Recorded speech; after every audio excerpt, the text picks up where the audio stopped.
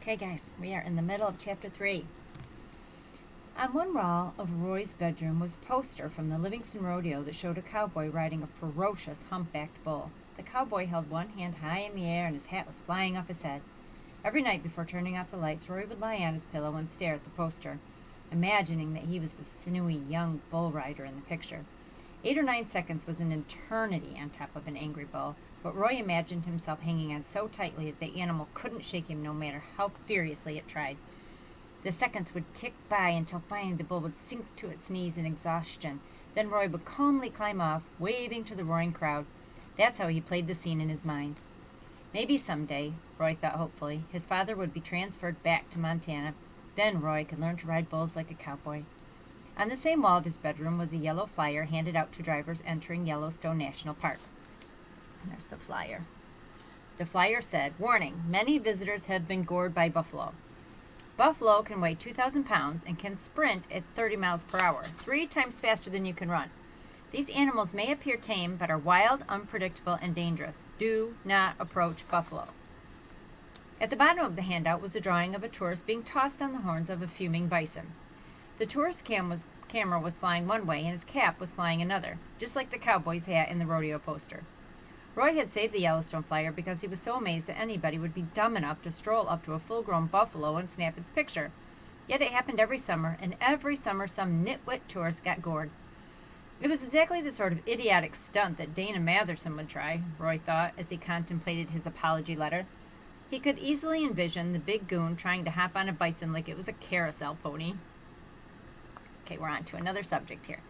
The police captain slumped at his desk. This wasn't how he had planned to end his career. After 22 winters pounding the streets of Boston, he'd moved to Florida with the hope of 5 or 6 warm and uneventful years before retirement. Coconut Cove had sounded ideal. Yet it had turned out not to be the sleepy little village that the captain had envisioned. The place was growing like a weed. Too much traffic, too many tourists, and yes, even crime. Not nasty big city crime, but flaky Florida-style crime. "How many?" he asked the sergeant. The sergeant looked at Officer Delinko, who said, "Total of 6. 2 in each toilet?" "Yes, sir." "How big?" "The largest was 4 feet even. The smallest was 31 inches, replied Officer Delinko, reading matter-of-factly from his report. "Real alligators," the captain said. "That's right, sir." Officer Delinko's sergeant spoke up. "They're gone now, Captain. Don't worry. A reptile wrangler came and got 'em out of the Johns." With a chuckle, he added, "The little one almost took the guy's thumb off." The captain said, "What's a reptile wrangler? Oh, never mind." "Believe it or not, we found him in the yellow pages." "Figures," the captain muttered. Normally, an officer of his rank wouldn't get involved in such a silly case, but the company building the pancake franchise had some clout with local politicians. One of Mother Paula's big shots had called Councilman Grandy, who immediately chewed out the police chief, who quickly sent word down the ranks to the captain, who swiftly called for the sergeant, who instantly summoned, last and least, Officer Delinko. "What the heck's going on out there?" the captain demanded. "Why would kids single out this one construction site to vandalize?" "2 reasons," said the sergeant. "Boredom and convenience. I'll bet you $5 it's juvies who live in the neighborhood." The captain eyed Officer Delinko. "What do you think?" "Seems too organized to be kids. Pulling out every stake, not just once, but twice. Think about what happened today. How many kids do you know who could handle a 4-foot gator?" Officer Delinko said. "Seems awful risky for a practical joke." Delinko is no Sherlock Holmes, thought the police captain, but he's got a point.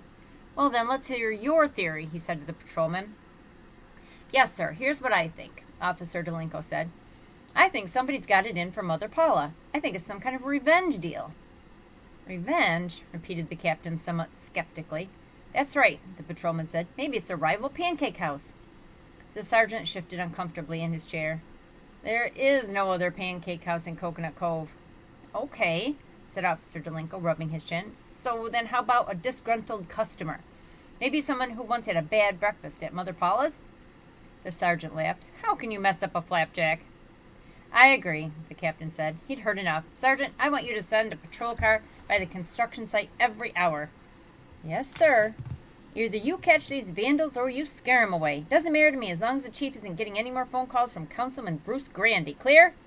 As soon as they left the captain's office, Officer Delinko asked his sergeant if he could come in early to work the Mother Paula patrol. "No way, David. Overtime budget's tapped out." "Oh, I don't want overtime," the patrolman said. All he wanted was to solve the mystery.